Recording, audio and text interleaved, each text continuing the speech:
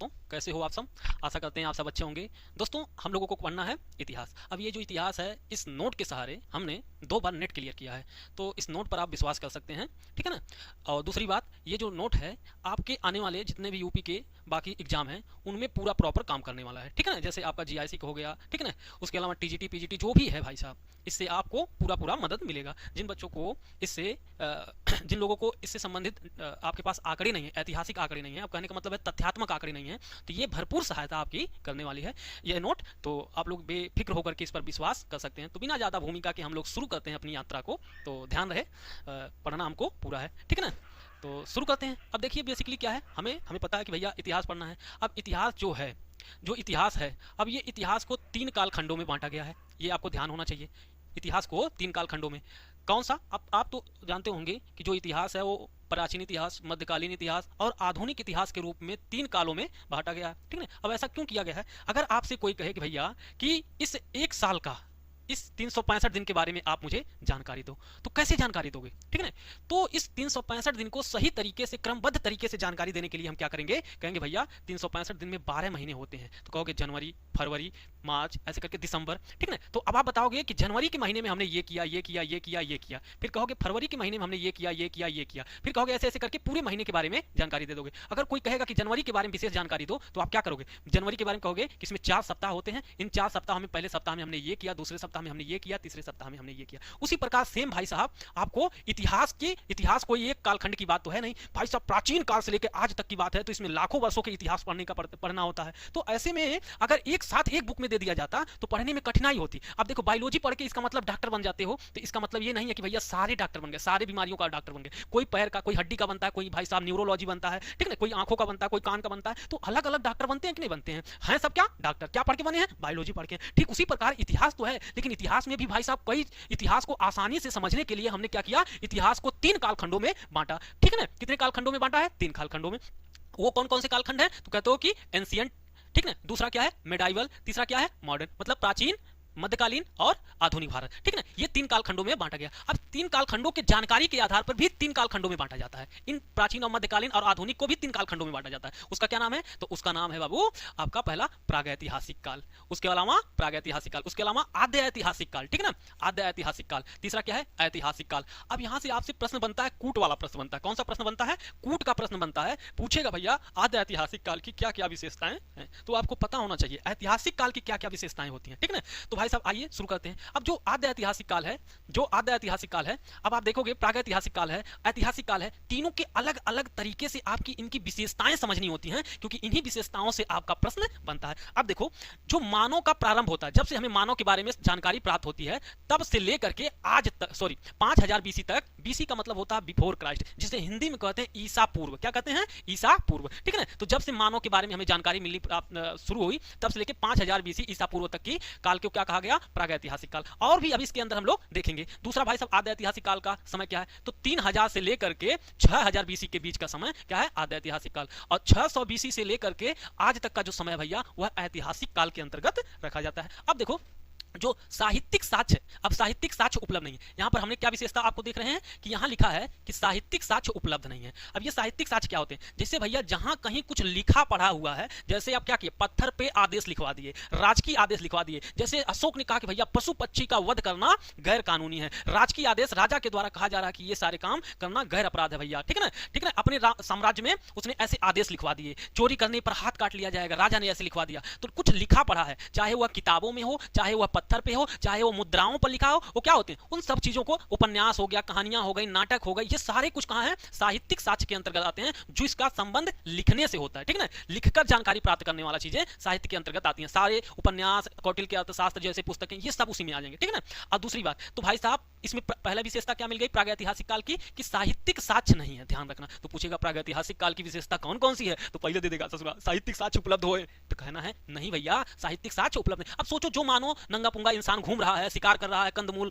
फल फूल खा के कैसे शिकार करके जी रहा, उस साहित्य कैसे लिखेगा भैया? ऐसे दिमाग लगाओगे तो पता चल जाएगा कि जो आदमी नंगा पुंगा घूम रहा है इधर उधर, उसको कैसे साहित्य लिखने को मिलेगा? तो साहित्य वह नहीं लिखा है, तो ये आपको ध्यान में रखना। और दूसरी बात क्या है? पुरातात्विक साक्ष्य उपलब्ध है। अब पुरातात्विक साक्ष्य का मतलब होता है भैया जितने भी भौतिक वस्तुएं इस्तेमाल की जाती हैं, ठीक है ना, जो भी भौतिक वस्तुएं हैं, जैसे हम क्या करते हैं, उस समय का मानव क्या करता था, पत्थर के औजार बनाता था, ठीक है ना, गुफाओं में रहता था, ठीक है ना, गुफाओं में रहता था। उसके अलावा मान लीजिए ये तो शुरुआती चीजें हैं, लेकिन पुरातात्विक साक्ष्य में वो सब कुछ आ जाएगा जो भौतिक रूप में उपलब्ध है, जैसे बर्तन, मनके, मुहर, ठीक है ना, सिक्के। सिक्के भी आप यहाँ ध्यान रखना, सिक्के पर अगर लिखा है तो वह क्या हो जाएगा, साहित्यिक साक्ष्यों में गिना जाएगा। लेकिन अगर केवल सिक्कों पर कोई मान लो थप्पा बना के रख दिया गया है, सिक्के हैं, प्रचलित थे, तो वह किसमें आया, पुरातात्विक साक्ष्य में आएगा, ठीक है ना। तो उस समय के मनके, बर्तन, घर जो भी मिले हैं, ईंट, पत्थर, तराजू, जो कुछ भी मिला है उनके द्वारा इस्तेमाल किए गए चीज, वो सब कुछ किसमें आता है, पुरातात्विक साक्ष्य के अंतर्गत आता है, ठीक है ना। तो भाई साहब जाहिर सी बात है, उन लोगों ने भी तो इस्तेमाल किया ही होगा, तो पुरातात्विक साक्ष्य उपलब्ध है, बिल्कुल है। तो यही देगा आपको कि बताओ इनमें क्या क्या उपलब्ध है, क्या क्या नहीं है। तो प्रागैतिहासिक काल क्या है भाई साहब, जिसमें साहित्यिक साक्ष्य उपलब्ध नहीं हो, और पुरातात्विक साक्ष्य उपलब्ध है, तो ये आपको ध्यान में रखना है। अब इसके अंतर्गत प्रागैतिहासिक काल के अंतर्गत कौन सा भाई साहब समय आता है, तो पाषाण काल आता है। यही हम लोगों को पढ़ना है, यही हम लोगों को आज पढ़ना है। अब पाषाण काल को भी सामान्यतः आप लोग क्या करते हैं, 3 भागों में बांटा जाता है, तो अभी हमको पढ़ना ही है, तो भाई साहब थोड़े समय के लिए भी इंतजार कर लीजिए। आ जाते हैं आद्य ऐतिहासिक काल। अब आद्य ऐतिहासिक काल भैया क्या है, तो पुरातात्विक साक्ष्य यहाँ भी रहेगा, जहां जहां मानो जब जब रहा है भाई साहब, उसने कुछ न कुछ इस्तेमाल किया ही होगा। रहने के लिए घर इस्तेमाल किया होगा, खाने के लिए बर्तनों का इस्तेमाल किया होगा, वस्तुओं को धरने के लिए भाई साहब मन के इत्यादि जो भी मतलब मिट्टी के बर्तन वर्तन है उन सबों का इस्तेमाल किया होगा, जरूर जाहिर सी बात है, ठीक है ना। तो जो जो चीजें उन लोगों ने इस्तेमाल किया है वो पुरातात्विक में आ जाएंगी। अब भैया साहब अगर लिखना पढ़ना जान गया होगा तो कहीं तो लिखा होगा, दीवारों पर लिखा होगा, पहाड़ों की दीवारों पर लिखवा दिया होगा भाई साहब, मुहरों पर लिखवा दिया होगा, कहीं तो कुछ ना कुछ लिखा होगा। अगर पढ़ा लिखने मतलब उसको ज्ञान, अक्षर का ज्ञान हो गया होगा उस समय, तो साहित्यिक साक्ष्य अगर उपलब्ध है तो वो दोनों चीजें, पुरातात्विक साक्ष्य तो भाई साहब यहाँ भी है, पुरातात्विक यहाँ भी है, पुरातात्विक यहाँ भी है। अगर पुरातात्विक यहाँ भी है और साहित्य यहाँ मिल गया, यहाँ पर क्या था, साहित्य नहीं था, साहित्यिक साक्ष्य नहीं मिले हैं, और यहाँ पर साहित्यिक साक्ष्य मिला है, तो ये आपको ध्यान में रखना, ठीक है ना। आद्य ऐतिहासिक काल में क्या है, साहित्यिक साक्ष्य मिले हैं, लेकिन बबुआ हम अभी उसे पढ़ नहीं पाए हैं। सबसे बड़ी बात क्या है कि हम उसको पढ़ नहीं पाए हैं। मिला तो है, लेकिन उसका उन लोगों ने क्या लिखा है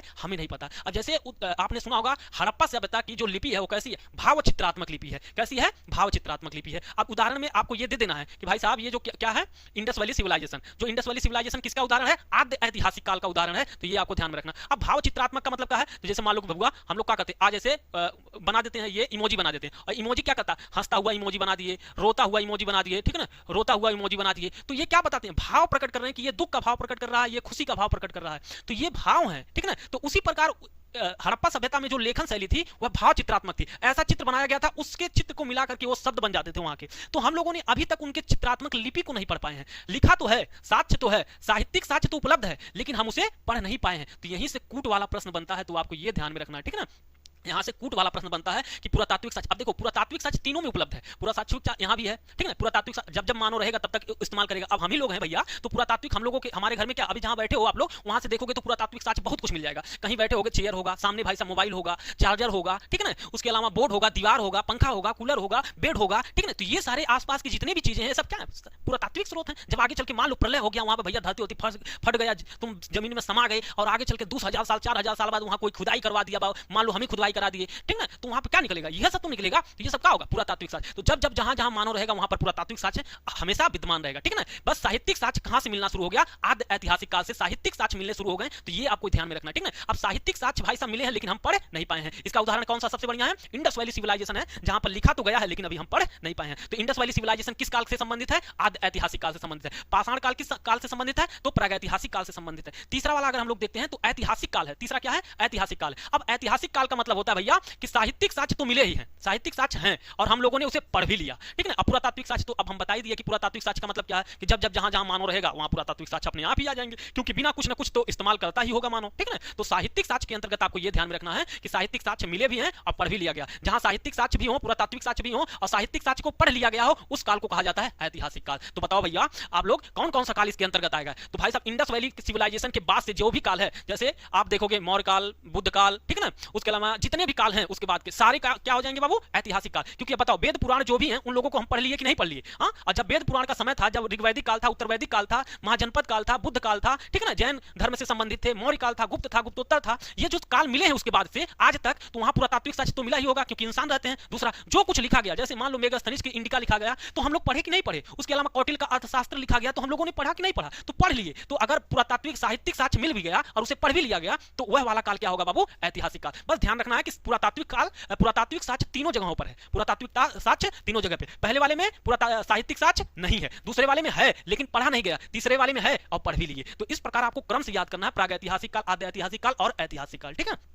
तो यहां से बनता है नॉर्मली कूट वाला प्रश्न, तो ध्यान रखना, ठीक है ना, पूछेगा कौन किसमें किसकी विशेषता है, ठीक है ना। अब ये ध्यान रखो, अभी हमने बताया कि पाषाण काल, तो पाषाण काल किसका है बाबू, प्रागैतिहासिक काल के अंतर्गत आता है। अब देखो ये पाषाण काल है, अब पाषाण काल में, पाषाण काल को कितने भागों में बांटा गया है, 3 भागों में। एक का नाम पूरा पाषाण काल, दूसरे का मध्य पाषाण काल, तीसरे का नवपाषाण काल। तो पाषाण काल को कितने भागों में, 3 भागों में, पूरा पाषाण काल, मध्य पाषाण काल, नवपाषाण काल। तो यहां से अभी आपका प्रश्न बनना शुरू हो जाएगा कि कैसे कैसे। अब देखो प्लीस्टोसीन, प्लीस्टोसीन हिमयुग। अब जो ये देखो, अब क्या है कि समय को बांटने के लिए, समय को बांटने के लिए भूगोलवेत्ताओं ने पूरे पृथ्वी के कालखंडों को बांटने के लिए, समय के दर्शाने के लिए कई कालों में बांटा गया, बड़े बड़े कालों में बांटा गया। जैसे आप पढ़ते हो ना कि 365 दिन को क्या कहते हैं, साल कहते हैं। क्या कहते हैं बाबू, साल। कौन सा, कितना साल, 1 साल कहते हैं। उसी प्रकार लाखों करोड़ों वर्षों को जब बांटा, डिवाइड किया गया है, तो उसी में से एक क्या है, प्लीस्टोसीन। अभी आगे बता भी देंगे, थोड़ा सा अभी के लिए बस समझो। तो जो प्लीस्टोसीन हिमयुग, प्लीस्टोसीन जो समय था, प्लीस्टोसीन जैसे कहते हो कि कोरोना मान लो, कोरोना आया था, तो कोरोना का काल कोई तो समय रहा होगा, मान लो कि मान लेते हैं 2018, 20, 21 जो भी था, ठीक है ना, 2000 चलो मानते हैं 2022, ठीक है ना। अब मानते हैं कि 2022 का समय जो था वो कोरोना का काल समय था। किसका समय था, कोरोना का समय था कि नहीं था। उसी प्रकार एक ऐसा समय था जब पूरी पृथ्वी पर चारों तरफ एकदम बर्फ थे, चारों तरफ पृथ्वी पर क्या थे, बर्फ से ढका हुआ था। मानव को जीवन जीने के लिए बड़ा संघर्ष करना पड़ता था, ठीक है ना। उस काल को कहा गया हिमयुग, उस काल को क्या कहा गया, हिमयुग। और उस हिमयुग को दर्शाया गया किससे, प्लीस्टोसीन हिमयुग के रूप में जाना गया। उस पूरे कालखंड को किस नाम से जाना गया, प्लीस्टोसीन हिमयुग के नाम से जाना गया। यह ध्यान रखना। तो प्लीस्टोसीन हिमयुग का समय किससे संबंधित है, पूरा पाषाण काल, अर्थात प्रारंभिक मानव का जब विकास हो रहा था, तो उस समय पूरी पृथ्वी पर क्या जमा था भैया, बर्फ जमे थे। उसको किस नाम से जाना जाता है, प्लीस्टोसीन के काल के, प्लीस्टोसीन के नाम से जाना जाता है। आगे आएगा होलोसीन। होलोसीन का मतलब होता है समय का गर्म होना। तो ऐसा समय आएगा जब गर्म होगा, और गर्म होगा भैया तो पृथ्वी से बर्फ पिघलेंगे, और जब बर्फ पिघलेंगे तो उस समय भैया छोटे जो पृथ्वी होगी खाली होगी, मिट्टी दिखेगा, जिससे छोटे छोटे उस पर पौधे, पेड़ पौधे होंगे, और उस पेड़ पौधों को खाने के लिए छोटे जीव आएंगे, और उन छोटे जीवों को खाने के लिए बड़े जीव आएंगे। तो इस प्रकार पृथ्वी पर जैव विविधता का विकास होगा। ठीक, कब, होलोसीन काल में। कब आएगा, होलोसीन काल में, ध्यान रहे, ठीक ना। कब आता है, प्लीस्टोसीन के बाद। प्लीस्टोसीन कैसा काल था बाबू, हिमयुग था। कैसा था, हिमयुग था। होलोसीन कैसा होगा, पृथ्वी गर्म हो जाएगी, गर्म करने का मतलब तापमान बढ़ेगा, ठीक है ना। अब पूरा पाषाण काल है जो, अब पूरा पाषाण काल है जो, ये कितने भागों में बांटा गया है, अब इसको भी देख लेते हैं। अब जो पूरा पाषाण काल है, पूरा पाषाण काल है, पूरा पाषाण काल 3 भागों में बांटा गया है, ध्यान रहे, ठीक है ना। कितने भागों में, 3 भागों में बांटा गया है, ठीक है ना। निम्न पूरा पाषाण काल, मध्य पूरा पाषाण काल और उच्च पूरा पाषाण काल के रूप में इसे 3 भागों में बांटा गया। ये आपको ध्यान में रखना है। अब एक एक करके इनके बारे में ध्यान देते हैं। अतः यहाँ प्लीस्टोसीन के बारे में, अतः अधिकतर बस्तियां दक्षिण भारत के गर्म क्षेत्रों एवं पत्थर बहुतायत क्षेत्रों में पाया जाता है। अब ऐसा क्यों होगा, यहाँ पे देखो। अब जब हम कह रहे हैं कि भैया पूरी पृथ्वी क्या थी, बर्फ से ढका था, तो मान लो जो भूमध्य रेखा है, भूमध्य रेखा है, भूमध्य रेखा है। अब जो भूमध्य रेखा होगा, अब ये क्या है, भूमध्य रेखा के पास सूर्य की क्या होती है, किरणें सीधी पड़ती हैं, और सीधी पड़ती हैं तो यहाँ इस वाले क्षेत्र में क्या होगा, तापमान भी ज्यादा होगा। जहां पर सीधा होगा वहां पे तापमान, जैसे बबुआ क्या होता है, कौड़ा बाल लेते हो ठंडी में, कौड़ा बाल लेते हो तो जो ज्यादा नजदीक होता है, जो ज्यादा नजदीक होता है उसे ज्यादा तापमान मिलती है, ज्यादा उष्मा मिलती है। जो ज्यादा दूर होता है उसे कम उष्मा मिलती है। तो कहते हैं भैया घुसुक रे, तनी भरा जगह दे, तो कहते हो ना। तो इस प्रकार आप जो कहते हो वो क्या कर रहे हो, तापमान के नजदीक जाने की कोशिश कर रहे हो। ठीक उसी प्रकार जो भूमध्य रेखा के पास वाले क्षेत्र होते हैं वहां तापमान ज्यादा मिलता है, क्योंकि वहां पर सूरज की किरणें सीधी पड़ती हैं। तो भैया हमारा जो भारत है, भारत हमारा है वो यहाँ पर है। तो अब दक्षिण वाला जो क्षेत्र होगा वो कर्क रेखा, भूमध्य रेखा के नजदीक होगा कि नहीं होगा, तो भूमध्य रेखा के नजदीक होगा। तो भूमध्य रेखा के नजदीक होने की वजह से, भूमध्य रेखा के नजदीक होने की वजह से यहाँ के तापमान ज्यादा होगा। तो बताओ जब पूरी पृथ्वी पर बर्फ है तो अधिकतर लोग क्या चाहेंगे, जहां गर्माहट थोड़ी ज्यादा हो अपेक्षाकृत, वहां पर लोग बसना शुरू करेंगे। तो इसी वजह से जब भाई साहब पाषाण काल चल रहा था तो अधिकतर बस्तियां कहां मिली, तो दक्षिण भारत में मिली। क्यों मिली भैया, क्योंकि हिमयुग चल रहा है और हिमयुग में पूरा ठंडा है, और इसी वजह से लोग चाहेंगे गर्म वाले प्रदेश में, थोड़ा अपेक्षाकृत गर्म वाले प्रदेश में ज्यादा रहना पसंद करेंगे। इसी वजह से ये वाला लाइन आपको ध्यान में रखना है कि क्यों बसे थे दक्षिण भारत में। तो पूछ आपको ये सारी चीजें व्याख्याएं पता होना चाहिए, ठीक है। अब भूवैज्ञानिक समय सारणी थोड़ा सा देख लो। जैसे हमने कहा ना कि ये क्या है, महाकल्प, कल्प, युग। अब जैसे देखो ये क्या कुछ है, अब मान लो कि पृथ्वी है, इस पृथ्वी के बारे में हमें जानकारी प्राप्त करना है, ठीक है ना, जानकारी प्राप्त करना है। तो हम क्या करेंगे, कहेंगे भैया अब ये लाखों करोड़ों वर्ष पुरानी है, अब लाखों करोड़ों वर्ष पुरानी है, तो हम क्या करेंगे, कहेंगे कि सबसे पहले सबसे बड़ा समय बांटते हैं। जैसे 1 साल के बारे में हमें जब जानकारी प्राप्त करना होता है तो हम क्या कहते हैं, कहते हैं 1 साल। कितना, 1 साल। फिर 1 साल को कितने भागों में बांटते हैं, 12 महीने में। कितना, 12 महीने में। कितने भागों में बांटते हैं, 12 महीनों में बांटते हैं, 12 महीनों में बांटते हैं, 12 महीनों में बांटते हैं, महीनों में बांटते हैं। अब इस 12 महीनों को क्या करते हैं भाई साहब, एक महीने 4 सप्ताह, हाँ 4 सप्ताह में बांट देते हैं हर महीने को, नॉर्मली नॉर्मली क्या करते हैं 4 सप्ताह में बांट देते हैं। तो इस प्रकार क्या एक साल को 12 महीने में, 12 महीने के प्रत्येक महीने को 4-4 सप्ताह नॉर्मली करके ऐसे करके हम आपको समझाने के लिए बांट रहे हैं। तो ये क्या था, एक साल का। उसी तरह लाखों करोड़ों वर्षों को बांटने के लिए हम लोग क्या करते हैं, महाकल्प, और महाकल्प को छोटे भाग में बांटने के लिए कल्प, और कल्प को छोटे भाग में बांटने के लिए युग का प्रयोग करते हैं। तो ये बहुत बड़े बड़े समय को क्या करना, अध्ययन करने के लिए हम क्या करते हैं, इन सब चीजों का इस्तेमाल करते हैं, ठीक है ना। तो ये आपको ध्यान में रखना, बड़े बड़े जब समय कालखंडों को हमें अध्ययन करना होता है तो उसे हम इस तरीके से बांट देते हैं, ठीक है ना। इस तरीके से हम लोग बांट देते हैं। तो पहला क्या आता है, महाकल्प। महाकल्प से छोटा कौन सा समय होता है, कल्प होता है। कल्प से छोटा कौन होता है, युग होता है। अब महाकल्प में भी बहुत सारे कल्प हैं, जैसे एक साल में कितने महीने, 12 महीने, ठीक उसी प्रकार महाकल्प में भी कई सारे हैं। उनमें से जो वर्तमान वाला महाकल्प चल रहा है, जैसे कहते हो 2022 चल रहा है, कौन सा महीना चल रहा है, कौन सा साल चल रहा है, 2022। अब पूछेगा भाई 2022 का कौन सा महीना, तो कहोगे भैया नवंबर, अक्टूबर नवंबर चल रहा है। चलो ठीक है, अक्टूबर चल रहा है, मान लेते हैं अक्टूबर नवंबर चल रहा है। अक्टूबर नवंबर में भी भैया कौन सा सप्ताह चल रहा है, तो कहोगे चौथा सप्ताह चल रहा है, ठीक ना, तीसरा सप्ताह चल रहा है, ठीक ना, तीसरा सप्ताह चल रहा है। तीसरे सप्ताह में कौन सी तारीख है भैया, तो कहोगे भैया मान लो 12 तारीख है, ठीक ना, 12 तारीख है। ऐसे हुआ कि नहीं, 2022 को ही कितने भागों में हमने इस तरीके से बांट दिया। तो 22 को कितने भागों में, उसी प्रकार महाकल्प को कई भाग हैं, उसमें से जो वर्तमान चल रहा है वो कौन सा चल रहा है, 2022। उसी प्रकार कौन सा वर्तमान महाकल्प कौन सा चल रहा है, सीनोजोइक महाकल्प। वर्तमान में कौन सा महाकल्प चल रहा है, तो सीनोजोइक महाकल्प चल रहा है, ये ध्यान रखना। वर्तमान में कौन सा महाकल्प चल रहा है, सीनोजोइक महाकल्प चल रहा है, ठीक है। वर्तमान में कौन सा कल्प चल रहा है, तो क्वार्टनरी कल्प चल रहा है। वर्तमान में कौन सा कल्प चल रहा है, क्वार्टनरी कल्प चल रहा है। वर्तमान में भैया कौन सा युग चल रहा है, तो होलोसिन चल रहा है। कौन सा, होलोसिन। आज हम जिस धरती पे रहते हैं ये गर्म धरती है कि नहीं है, ठीक है ना। तो ये ध्यान, प्लीस्टोसिन कौन सा था बाबू, प्लीस्टोसिन जब पूरी पृथ्वी पर चारों तरफ हिम था, चारों तरफ बर्फ से ढका हुआ था, तो वह काल था प्लीस्टोसिन। और जब पृथ्वी गर्म हुई अर्थात वर्तमान की स्थिति आई तो उसे कहा गया होलोसिन कहा गया। तो वर्तमान कौन सा है, वर्तमान में कौन सा युग चल रहा है, तो ध्यान रखना, वर्तमान में कौन सा युग, होलोसिन युग चल रहा है। वर्तमान में कौन सा कल्प चल रहा है, तो क्वार्टनरी कल्प चल रहा है, ठीक है ना। वर्तमान में कहां कौन सा महाकल्प चल रहा है, तो सीनोजोइक महाकल्प चल रहा है। तो ये सब आपको ध्यान में रखना, ऐसे क्वेश्चन बनता है यहाँ से, ठीक है ना। अब देखो सभ्यता और संस्कृति के प्रमुख सिद्धांत कौन कौन से होते हैं। देखो कि कैसे कैसे आज ये दुनिया बनी है, जो आज हमारी सभ्यताएं, हमारी संस्कृति, इसका विकास कैसे हुआ। आखिरकार क्या चारों जगह पे मानव आया, कि एक ही जगह पे मानव बसा, उसके बाद चारों तरफ फैल गया। इसको लेकर इतिहासकारों में दो मत है, इसको लेकर इतिहासकारों में दो मत है। सभ्यता और संस्कृति के प्रमुख सिद्धांतों में दो मत है। एक कहता है कि भैया सिद्धांत कौन सा कहता है, एक इतिहासकारों का एक ग्रुप कहता है कि विकासवादी सिद्धांत। कौन सा सिद्धांत, विकासवादी सिद्धांत। विकासवादी सिद्धांत कहता है कि भैया पहले मानव जंगली था, मतलब पहले बानर था, बानरों से थोड़ा बहुत उसमें विकास हुआ, विकास होते होते होते होते वो क्या बन गया, होमो सैपियंस बन गया। क्या बन गया भैया, होमो सैपियंस। पहले कैसा था, रामापितेकस, जो से कहते थे कपि बंदर, मतलब बंदर था। उसके बाद धीरे धीरे धीरे धीरे धीरे धीरे उसमें परिवर्तन हुआ और बर्बर से वो सभ्य मानव बन गया। अर्थात कैसा बन गया, वर्तमान का जो मानव है वो कैसा मानव है, सभ्य मानव है, ठीक है ना। इसे कहते हैं विकासवादी सिद्धांत कहते हैं। अब कुछ लोग कहते हैं, कुछ इतिहासकारों का एक ग्रुप कहता है कि भैया नहीं, जो एक ही उन लोगों का मतलब दूसरे इतिहासकारों का मानना है, कहते हैं कि एक ही जगह पे मानो क्या हुआ, सभ्यता का विकास हुआ। मान लो कि ये पूरा क्षेत्र है, यहां पर मानव सभ्यता का विकास हुआ। कहते हैं कि यहां पर जब मानव सभ्यता का विकास हुआ तो ये लोग क्या किए, चारों तरफ गए, चारों तरफ यहां से विचरण कर गए, ठीक है ना, चारों तरफ ये विचरण कर गए। अब चारों तरफ विचरण कर गए तो इस प्रकार भैया क्या हुआ, सभ्यता की विकास हुई, इस प्रकार सभ्यता का विकास हुआ, ठीक है ना। एक ही जगह पे पहले विकसित हुआ था, मान लो कि वो वाला क्षेत्र ये था,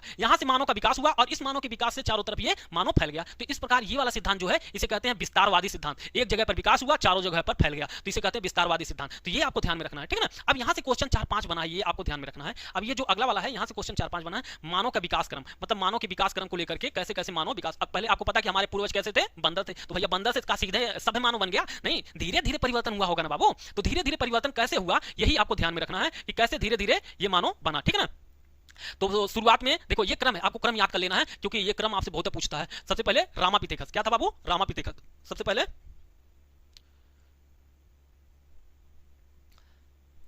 सबसे पहले कौन था, रामापिथेकस, ठीक है ना। तो ये आपको ध्यान में रखना है, सबसे पहले कौन था, रामापिथेकस। उसके बाद ऑस्ट्रेलोपिथेकस, ठीक है ना, ऑस्ट्रेलोपिथेकस, ठीक है ना। उसके बाद होमो इरेक्टस, उसके बाद निएंडरथल, उसके बाद क्रोमैग्नेट, उसके बाद लास्ट में जो हम लोग आज हैं सभ्य मानव, उसे कहते हैं होमो सैपियंस कहते हैं। तो होमो सैपियंस का क्रम रहा है, ऐसा नहीं है कि भैया बंदर थे और सीधे भैया उछल के आ गए, एक डाल से दूसरे डाल पे कूदे भैया तो तुरंत सभ्य मानव बन गए, होमो सैपियंस बन गए। शुरुआत में जो कपि बंदर थे, कपि बंदर कहने का मतलब है जो बंदर थे पूरी तरह, ठीक है ना, जो बंदर थे उन्हें कहा गया, ठीक है ना, रामापिथेकस। उन्हें क्या कहा गया, रामापिथेकस। ये पूरी तरह भैया क्या थे, ये पूरी तरह भैया बंदर थे, ठीक है ना, इनमें कोई परिवर्तन नहीं था, ये पूरी तरह क्या थे, बंदर थे, ये ध्यान रखना, ये पूरी तरह बंदर थे। ऑस्ट्रेलोपिथेकस, यहां से भैया जो ये बंदर थे, इन बंदरों में कुछ ऐसा परिवर्तन हुआ जिससे ये थोड़े मानव कहलाने के हकदार हो गए, ठीक है ना। तो इनमें कुछ चेंजिंग हुआ जो मानव बनने की प्रथम पीढ़ी में प्रवेश कर गए। इसी वजह से इनको भैया कहा जाता है मानव के आद्य पूर्वज। यहीं से हम लोगों ने मानव का रूप धारण करना शुरू कर दिया था भैया। हमें कुछ कुछ लक्षण आ गए थे कि हम मानव आगे चल के बनेंगे, ठीक है ना। तो ये आपको ध्यान रखना है कि ये हमारे पूर्वज हैं। तो पूछा गया क्वेश्चन है, ठीक है, कि ऑस्ट्रेलोपिथेकस मतलब मानव के आद्य पूर्वज किसे कहा जाता है। है, ठीक है ना, तो उसे कहा जाता है ऑस्ट्रेलोपिथेकस में। जैसे भैया कहते हो कि ना, अब नौकरी पाने के लिए सबसे पहले कहा है कि भैया आपको, जैसे मान लो कि अब आपको मान लो कि प्रोफेसर बनना है, तो सबसे पहले कहा,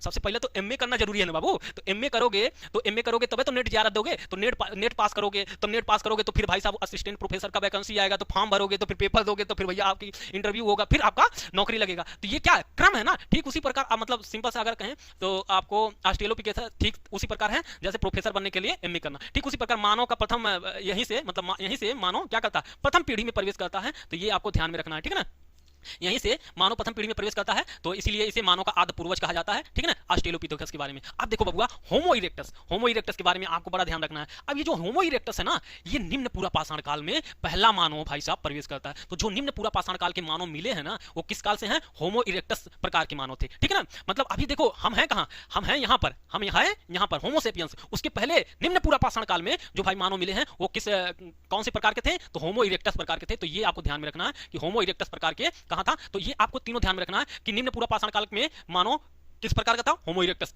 ठीक है ना। निएंडरथल में कौन सा था, मध्य पूरा पाषाण काल, ये ध्यान रखना है, ठीक है ना, मध्य पूरा पाषाण। निएंडरथल में कौन सा, मध्य पूरा पाषाण काल। आधुनिक मानव का पूर्वज कहा जाता है, किसे कहा जाता है, ये आपको ध्यान में रखना है कि आधुनिक मानव का पूर्वज किसे कहा जाता है, निएंडरथल को। किसे कहा जाता है, निएंडरथल को। जब पीवाईक्यू लगाओगे ना तो पता चलेगा, कई सारे एग्जामों में ये सारे पूछा गया। तो निम्न पूरा पाषाण काल होमो इरेक्टस, मध्य पूरा पाषाण काल निएंडरथल, ठीक है ना। उसके बाद होमो सेपियंस नौ पाषाण काल का मानव है। तो ये आपको ध्यान में रखना है, ठीक है ना, ये आपको ध्यान में रखना है। यहाँ से हम लोग इस प्रकार धीरे धीरे हम लोग प्रवेश किए हैं, ठीक है ना।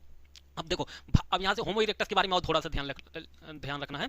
अब होमो इरेक्टस के बारे में, भारत में मानव के प्राचीनतम अवशेष कहाँ से मिले हैं, मानव के प्राचीनतम अवशेष कहाँ से मिले हैं, नर्मदा घाटी से मिले हैं। कहाँ से, नर्मदा घाटी से। और ये जो नर्मदा घाटी से प्राचीनतम अवशेष मिले, ये किस प्रकार के मानव थे, होमो इरेक्टस प्रकार के, ठीक है ना, किस प्रकार के, होमो इरेक्टस प्रकार के थे, ठीक है ना। पृथ्वी पर ये सीधे चलने वाले मानव हैं पहली बार। अब बंदर भैया तो चार पैरों पर चल रहा है, तो सीधा नहीं हो जाएगा ना, चलते ही भैया याद एक छलांग मारेंगे ससुरा, एक दो पैर पे चलना शुरू कर देंगे, तो ऐसा तो नहीं होगा। तो धीरे धीरे उसने आगे के दो पैरों का इस्तेमाल कम करना शुरू किया होगा, फिर हाथों को उठाना शुरू किया होगा, फिर ऐसे मदारी वाला जो देखा करते हो, मदारी कैसे दिखाता है बंदर, तो धीरे धीरे ऐसे करके कई लाखों वर्षों तक ऐसे किया होगा, तब जाके उसके अंतर्गत परिवर्तन हुआ होगा। तो सीधा चलने वाला मानव, ये भी क्वेश्चन पीवाईक्यू का ही है, ठीक है ना। पृथ्वी पर सीधा चलने वाला मानव कौन था, होमो इरेक्टस था। भारत में मानव के प्राचीनतम अवशेष कहां से मिले, अब देखो यहां से 3-4 क्वेश्चन बनता है कि भारत में मानव के प्राचीनतम अवशेष कहां से मिले हैं, तो नर्मदा घाटी से मिले हैं, ठीक है ना। भारत में प्राचीनतम मानव के अवशेष मिले हैं, वह किस प्रकार का मानव था, होमो इरेक्टस प्रकार का मानव था। भारत में प्राचीनतम मानव के अवशेष मिले हैं, वह उसका समय किस काल से संबंधित है, निम्न पूरा पाषाण काल से संबंधित है। तो ऐसे आपको ध्यान में रखना है, तभी आपको मतलब जब क्वेश्चन का कौन कौन सा कैटेगराइज हो सकता है, ये ध्यान में रखेंगे तभी हो पाएगा, ठीक है ना। तो ये आपको क्रम हो गया, कैसे, रामापिथेकस, ऑस्ट्रेलोपिथेकस, होमो इरेक्टस, निएंडरथल, क्रो-मैग्नेट, होमो सेपियंस। होमो सेपियंस का पूर्वज किसे कहा जाता है, निएंडरथल को। किसको कहा जाता है, निएंडरथल को। ये आपको ध्यान में रखना है, ठीक है ना। अब आ जाते हैं अब ये कुछ इंपॉर्टेंट नोट, लल्लन टाप के गोलगप्पे, ठीक है ना, लल्लन टाप के गोलगप्पे हैं। विश्व में मानव इतिहास की शुरुआत कब से होती है, मायोसीन युग से। कब होती है, मायोसीन युग। अब ध्यान रखना है कि विश्व में मानव इतिहास, मैं से मानव इतिहास, मैं से मानव, ऐसे याद कर लेना, याद करने का हम तो ऐसे याद किए, अभी याद कर लोगे तो क्या हो जाएगा। मानव इतिहास की शुरुआत कब से होती है, तो मायोसीन युग से, ठीक है ना। किस स्तर पे, विश्व के स्तर पे जब पूछेगा तो आपको ये बताना कि विश्व में मानव इतिहास की शुरुआत कब से होती है, तो मायोसीन युग से होती है। अगर पूछ ले कि भारत में मानव इतिहास की शुरुआत कब से होती है, तो प्लीस्टोसीन हिमयुग से। कब से, प्लीस्टोसीन हिमयुग से, ये ध्यान में रखना, ठीक है ना। अब कार्बन 14 का प्रयोग क्या होता है, अब जैसे कोई चीज मान लो हड्डी मिल गया, डायनासोर कहते हो कि इतने साल पुराना ससुरा, इतना लाख साल पुराना है, ये है वो है, कहते हो ना। तो अब बाबू कहते हो जो कि इतना साल पुराना, तो कैसे पता चला, कैसे जांच हुआ, तो उस जांच का क्या नाम है, तो C14। क्या बाबू, C14। तो जीवाश्मों का समय काल ज्ञात करने के लिए हम क्या करते हैं, C14 का प्रयोग करते हैं। C14 का मतलब कार्बन 14 का इस्तेमाल किसके लिए होता है, जीवाश्म का समय ज्ञात करने, आयु ज्ञात करने के लिए। कि मान लो बबुआ तुम्हारे घर में एक घर बनवा रहे थे, हड्डी मिल गया, और तुम जानना चाहते हो कि भैया कितना साल पुराना हड्डी है, तो जिन जिन चीजों में कभी जीवन रहा होगा, तो उन चीजों का जांच करने के लिए किसका प्रयोग होता है, कार्बन डेंटिंग का प्रयोग होता है। किसका, कार्बन डेंटिंग का प्रयोग होता है। उसमें किसका प्रयोग होता है, C14 का। किस कार्बन का, C14 कार्बन का प्रयोग किया जाता है, किसके लिए, जीवाश्मों का अध्ययन करने के लिए, कि इससे मान लीजिए कि जो भी हड्डी मिला वो कितने साल पुराना है, कितने हजार, कितने लाख वर्ष पुराना है, इसके लिए कार्बन डेंटिंग पद्धति का इस्तेमाल किया जाता है। अगला आते हैं यूरेनियम। अब देखो भाई साहब, अब जरूरी थोड़ी है कि हमेशा मतलब यही सब मिलेगा। मान लो हो सकता है बटखरा मिल जाए पत्थर का, हो सकता है भाई साहब पत्थर की मूर्ति मिल जाए, हो सकता है कुछ और मिल जाए, ऐसा चीज जो भाई साहब पत्थर से संबंधित हो। तो ऐसे चीजों की आयु ज्ञात करने के लिए हम यूरेनियम विधि का प्रयोग करते हैं। किसका, यूरेनियम विधि का प्रयोग करते हैं। तो पत्थर का समय काल ज्ञात करने के लिए किसका प्रयोग करते हैं, यूरेनियम पद्धति विधि का प्रयोग करते हैं, ठीक है ना। अब आ जाते हैं हम लोग पाषाण काल पे। अब हम लोग आ जाते हैं पाषाण काल। ये पाषाण काल तक आने तक की भूमिका है, क्योंकि इतिहास के अभी पहला चैप्टर है, तो यहाँ तक आपको जानना बड़ा जरूरी है, ठीक है ना। अब पाषाण काल पे आ जाते हैं। पाषाण काल में अब हम लोग एक एक करके इसे देखते हैं, ठीक है ना, ठीक है ना। अब देखो पाषाण काल, अब पत्थर के उपकरण के आधार पे हम क्या करेंगे, इसका इसकी विशेषताएं देखेंगे, ठीक है ना। पत्थर के औजारों के आधार पर हम इसकी विशेषताएं देखेंगे, ठीक है ना। अभी आपको यहाँ से थोड़ी चीजें ध्यान में रखना है, ठीक है। अब देखो पाषाण काल को स्टोन एज के नाम से भी जाना जाता है, ठीक है ना। किस नाम से? स्टोन एज के नाम से जाना जाता है। अब पत्थर के उपकरण के आधार पे, मतलब आज से लाखों करोड़ों वर्ष पहले जो मानव थे उन्होंने जो पत्थर के औजार बनाए हैं, उस औजार के आधार पे हम लोग क्या करेंगे, उनके बारे में अध्ययन करेंगे। पाषाण काल को बेसिकली कितने भागों में बांटा जाता है? 3 भागों में बांटा जाता है, ठीक है ना। पूरा पाषाण काल, मध्य पाषाण काल और नवपाषाण काल, ठीक है ना। कितने भागों में? 3 भागों में बांटा जाता है। 5 लाख से लेकर के 10,000 ईसा पूर्व के बीच का समय क्या है? पूरा पाषाण काल है, ठीक है ना। पूरा पाषाण काल है। 10,000 से लेकर के 6,000 ईसा पूर्व के बीच का समय क्या है? मध्य पाषाण काल है, ठीक है ना। 6,000 से लेकर 3,000 बीसी के बीच का समय क्या है? नवपाषाण काल है, ठीक है ना। अब देखो एक व्यक्ति थे, अब देखो ये नाम जो हम कम से कम 7-8 नाम आपको मिलेगा, जैसे रॉबर्ट ब्रूस फूट मिलेगा, जॉन लुबाक मिलेगा, ठीक है ना, जॉन लुबाक मिलेगा। तो ऐसे करके आपको कम से कम 5-6 नाम अभी मिल जाएगा। तो आपको क्या करना है, इन सबको नामों को अलग कहीं नोट कर लेना, क्योंकि यहाँ से क्वेश्चन खूब बनता है, ठीक है ना। तो हम लोग देखते हैं, ठीक है। अब एक इतिहासकार थे, उनका नाम था भैया जॉन लुबाक था, ठीक है ना, जॉन लुबाक था। अब ये जो जॉन लुबाक थे, इन्होंने पाषाण काल को केवल 2 भागों में बांटा है, तो ये ध्यान रखना है। आगे अभी आएगा नवपाषाण काल का नाम किसने प्रयोग किया था, तो इन्हीं के संदर्भ में आएगा। तो इस वजह से इनको जॉन लुबाक साहब को आपको ध्यान रखना है कि जो जॉन लुबाक साहब थे, ये क्या किए थे, पाषाण काल को कितने भागों में बांटे थे? केवल 2 भागों में। ये आपको ध्यान में रखना है, कितने भागों में? मात्र 2 भागों में। और जबकि हम आपको अभी बता रहे हैं कि पाषाण काल को कितने भागों में बांटा गया है? 1 भागों में, ठीक है ना। 2 और इधर क्या है? 3, ठीक है। अभी हम आपको बता रहे हैं कि ये 3 भागों में आपको यही दिखाई दे रहा है। तो इन्होंने ही कहा था कि भाई साहब के पाषाण काल के केवल 2 भाग हैं, और एक का नाम उन्होंने बताया कि पूरा पाषाण काल, और दूसरे का नाम उन्होंने बताया नवपाषाण काल। तो यहां से क्वेश्चन बनेगा कि बताओ जॉन लुबाक ने पाषाण काल को कितने भागों में बांटा था? जॉन लुबाक ने बताओ पाषाण काल को किन किन भागों में बांटा था? तीसरा दे सकता है कि भैया जॉन लुबाक ने बांटा था, पाषाण काल को बांटा था पूरा पाषाण काल नवपाषाण काल में, दूसरा ऑप्शन मध्य पाषाण काल नवपाषाण काल में, तीसरा ऑप्शन नवपाषाण काल पूरा पाषाण काल में, चौथा ऑप्शन पूरा पाषाण काल मध्य पाषाण काल में। तो ऐसे करके कूट वाला दे देगा, तो कहीं कूट वाला कहीं विदेश से नहीं आता है, इन्हीं में से निकलता है बाबू, ठीक है ना। तो आपको यह ध्यान रखें, जॉन लुबाक ने पाषाण काल को कितने भागों में बांटा है? 2 भागों में, पूरा पाषाण काल और नवपाषाण काल, ठीक है ना, ये ध्यान रखना। अब पूरा पाषाण काल को भी 3 भागों में बांटा जाता है, ये ध्यान रखना है, ठीक है ना। पूरा पाषाण काल को भी कितने भागों में? 3 भागों में बांटा गया है। कौन कौन सा?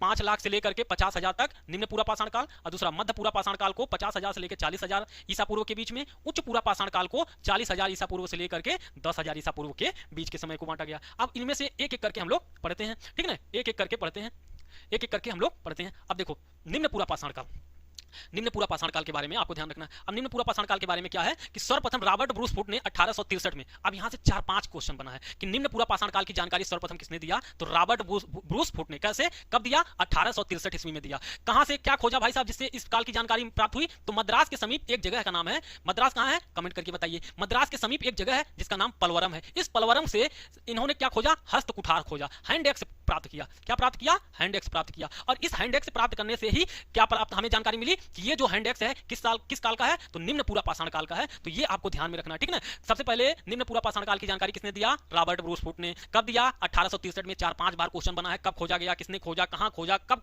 ये सारी चीजें आपको ध्यान में रखना है। हस्त कुठार कहां से मिला है? हैंड एक्स कहां से मिला है? मद्रास के पलवरम से मिला है, ठीक है ना। उसके अलावा अतिरपक्कम भी वहीं मद्रास में है, ठीक है ना। यहां से भी हैंड एक्स प्राप्त हुआ है, ध्यान रखना है कि यहां से भी ये चीजें मिली हैं, ठीक है। ये आपको ध्यान में रखना है, यहां से भी ये चीजें मिली हैं। अब आते हैं थोड़ा सा, अब देखो पलवरम एवं अतिरपक्कम को मद्रास संस्कृति के नाम से जाना जाता है। ये आपको ध्यान में रखना कि पलवरम और अतिरपक्कम दोनों ही जगह से क्या मिला है? हैंडेक्स मिला है, ठीक है ना। क्या मिला है? हैंडेक्स मिला है। तो ये इसी वजह से इन दोनों को मद्रास संस्कृति के रूप में भी जाना जाता है। तो ध्यान रखना है, ठीक है ना। ये सारी चीजें आपको ध्यान में रखना है, भूलना नहीं है। कौन कौन से मद्रास संस्कृति के अंतर्गत कौन कौन से स्थल है? पलवरम और अतिरपक्कम, ये दोनों ही जगह कहां पर है? मद्रास में है। इन दोनों को मिलाकर ही मद्रास संस्कृति के रूप में जाना जाता है, ठीक है ना।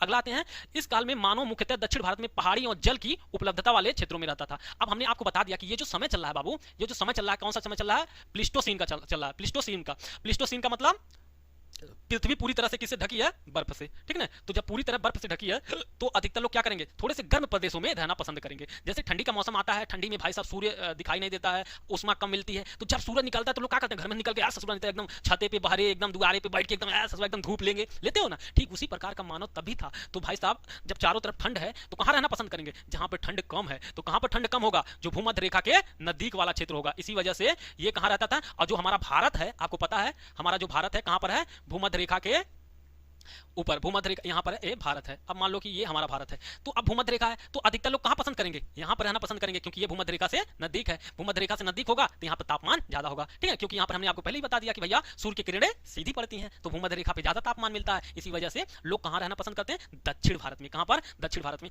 ठीक है, पहाड़ी क्षेत्रों में। अब एक चीज यहाँ पर और आपको ध्यान में रखना है कि दक्षिण भारत के पहाड़ी क्षेत्रों में क्यों रहते हैं। अब यहाँ पर आपको यह ध्यान रखना है कि देखिए, अब पहाड़ी क्षेत्रों में रहेगा और कहाँ रहता है, जल के निकट रहता है। अब पहाड़ी क्षेत्रों के पास रहेगा, जल भी हो और पत्थर भी हो, तो अब क्या होगा, जब पशु आएगा पानी पीने, ठीक है ना, तो इन पत्थरों के इस्तेमाल से इस पर मार करके अपना शिकार बना लेगा। और दूसरा, जब मानव को प्यास लगेगी तो ये खुद भी जाकर के उस नदी तालाब में पानी पी लेगा। तो इस प्रकार वो कहां रहना चाहता था, नदी के किनारे, झीलों के सामने, झीलों के बगल में, इस प्रकार के क्षेत्रों को चयन किया था। तो ये सिंपल सी बात है, आप थोड़ा सा दिमाग लगाओगे तो काम बन जाएगा, ठीक है ना। अब देखो ये हो गया, यहां तक हो गया। अगला, ये सिंधु एवं गंगा यमुना के मैदानी भागों में मानव बसावट के साक्ष्य नहीं मिले। क्यों, क्योंकि अभी जाहिर सी बात है कि वो कहां रह रहा, दक्षिण भारत के क्षेत्रों में रह रहा, ठीक ना। तो ये ध्यान रखने वाली बात है, थोड़ा सा आपको ध्यान। इस काल में मानव क्वार्टजाइट पत्थर का इस्तेमाल करता था, ठीक है। कौन से पत्थर का इस्तेमाल करता था, क्वार्टजाइट पत्थर का। तो ये आपको ध्यान में, क्वार्टजाइट पत्थर एक पत्थर का प्रकार होता है जो नर्म पत्थर होता है, कमजोर पत्थर होता है, ठीक है। तो इस प्रकार जो शुरुआती मानव है वो किसका प्रयोग कर रहा है, क्वार्टजाइट पत्थर का इस्तेमाल कर रहा है, ठीक है ना। क्रोड उपकरण, ठीक है, कौन से उपकरण का प्रयोग कर रहा है, क्रोड उपकरणों का प्रयोग कर रहा है। तो ये सब चीजें आपको ध्यान में रखना है कि कब कब कौन कौन से। अभी क्रोड पढ़ रहे हो, उसके बाद फलक आएगा, ठीक है ना, फलक, अभी फलक आएगा, ठीक है, अभी फलक आएगा, ठीक है। तो ये क्रोड उपकरण, क्रोड, फलक आएगा, ठीक है। तो शुरुआत में किसका प्रयोग हो रहा है, क्रोड का। निम्न पूरा पाषाण काल में मानव किसका प्रयोग कर रहा है, क्रोड उपकरणों का। उसके बाद कौन सा उपकरण आएगा, फलक उपकरण आएगा, ठीक है ना। इस समय का जो मानव है वो कौन कौन से उपकरण प्रयोग कर रहा है, हैंडेक्स आपको बताई दिए, विदारणी, क्लीवर जिसके नाम से जानता है, ठीक है ना, क्लीवर नाम से, खंडक, चौपर किस नाम से, चौपर, अभी बता रहे हैं, फलक, ठीक है ना, कौन सा, फलक भी प्रयोग करता था, पेबुल, ठीक है ना, अभी बता रहे हैं इनका मतलब क्या होता है।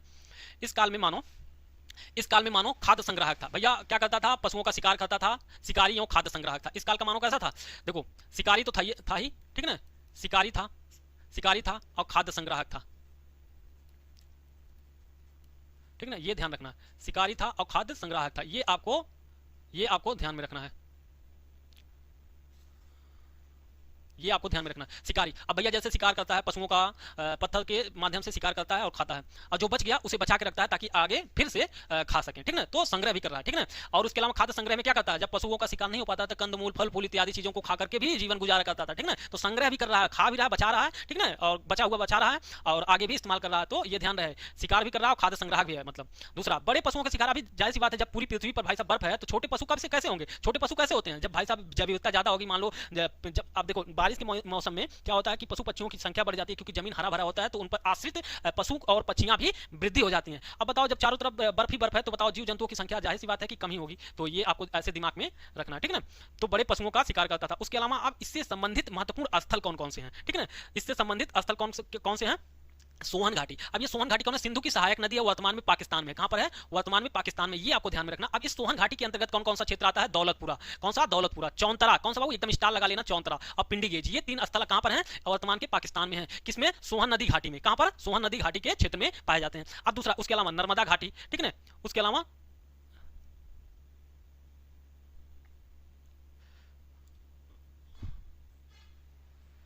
ठीक है, ये दूसरा क्या है, नर्मदा घाटी, क्या है, नर्मदा घाटी। पहला सोहन घाटी में दौलतपुरा, चौंतरा और पिंडी गेज, ये सारे तीन स्थल आपको ध्यान में रखना। तीसरा बेलन घाटी कहां है, उत्तर प्रदेश में है, ठीक है ना, कहां पर है, बेलन घाटी उत्तर प्रदेश में है। तीसरा भीमबेटका, तीसरा क्या है, भीमबेटका कहां है, महाराष्ट्र में है, कहां पर है, सॉरी मध्य प्रदेश में, भीमबेटका कहां है, मध्य प्रदेश में। पहलगांव, अभी पहलगांव के बारे में आप लोगों को तो पता ही होगा, पहलगांव भी कहां पर है, जम्मू कश्मीर में है, ठीक है ना। डिडवाना राजस्थान में है आपका, गिदलूर और नेल्लोर ये दोनों कहां है, आंध्र प्रदेश में है, ये आपको ध्यान में रखना। इससे सवाल पूछा गया है, जब आपको पीवाईक्यू कराएंगे आप लोगों का, तो उसमें पता चल जाएगा कि कौन कौन से प्रश्न कैसे कैसे बने हैं, ठीक है। तो ये ध्यान रखना है।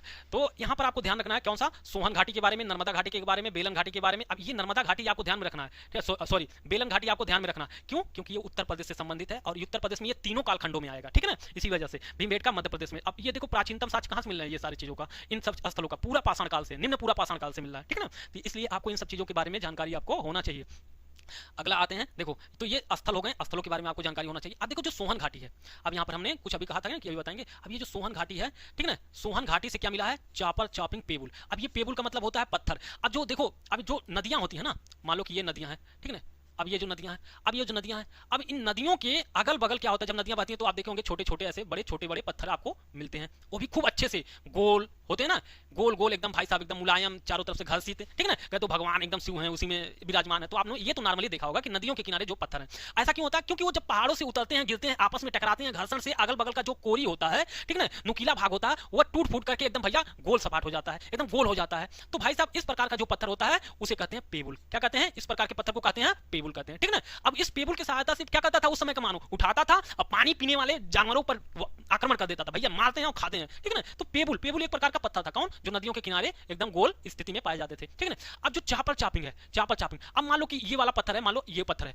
अब इस पत्थर को क्या करते थे, दूसरे पत्थर से मार मार के किनारे के भाग को क्या कर देते थे, तोड़ करके क्या बना देते थे, शार्प बना देते थे, एकदम भाई साहब नुकीला बना देते थे, ठीक ना, एकदम नुकीला बना देते थे, ऐसे नुकीला किनारे से क्या कर देते थे, नुकीला बना देते थे, धारदार बना देते थे। तो इस प्रकार जो बना हथियार वह पूरा क्या कहलाया, चॉपर चॉपिंग पेबुल। क्या कहलाया? चॉपर चॉपिंग पेबुल हथियार बन गया था, ठीक ना। इस प्रकार के जो हथियार बने वो चॉपर चॉपिंग पेबुल बना, और इस प्रकार के जहां पर मिला उसे उस संस्कृति के रूप में जाना गया। तो कहां मिला था? सोहन घाटी संस्कृति से मिला था, इस वजह से सोहन घाटी संस्कृति को क्या कहते हैं बाबू? चॉपर चॉपिंग पेबुल संस्कृति कहते हैं। क्या कहते हैं? चॉपर चॉपिंग पेबुल संस्कृति के रूप में जाना जाता है, क्योंकि यहां पर इन हथियारों की अधिकता थी। कौन से हथियार? चॉपर चॉपिंग पेबुल, ठीक है ना। इसी वजह से उसका नाम भी पड़ गया, सोहन संस्कृति को चॉपर चॉपिंग पेबुल संस्कृति कहते हैं। तो लल्लन टॉप वाला रसगुल्ला भगुआ आपको ध्यान में रखना है, ठीक है, लल्लन टॉप वाला रसगुल्ला। अब चौंतरा जो है, ठीक है, चौंतरा जो है, अब यहां पर आपको ध्यान रखना है कि जो चौंतरा है, चौंतरा अभी बताएं कहां पर है? सोहन घाटी क्षेत्र में है, ठीक है, पंजाब सॉरी सिंध के मतलब पाकिस्तान वाले चौंतरा वाले क्षेत्र में है। अब देखो ध्यान से,